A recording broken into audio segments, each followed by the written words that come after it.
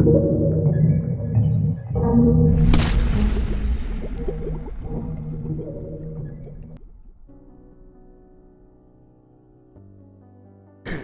کے بعد سب سے بڑی نعمت نیک عورت ہے۔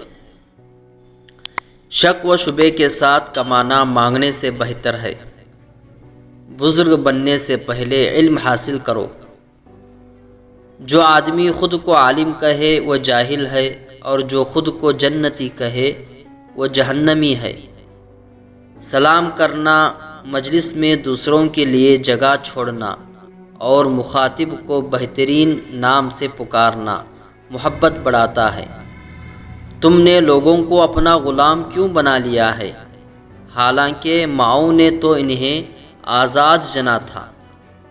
خشوع و خضوع کا تعلق دل سے ہے، نہ کہ ظاہری حالت سے۔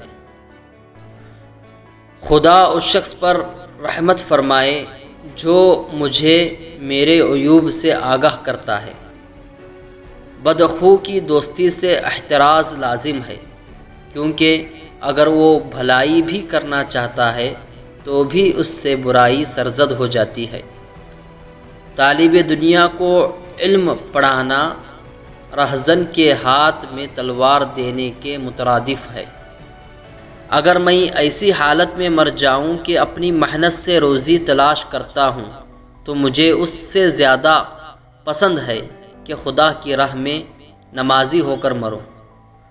جو عیب سے واقف کرے وہ دوست ہے، اور تعریف کرنا گویا ذبح کرنا ہے۔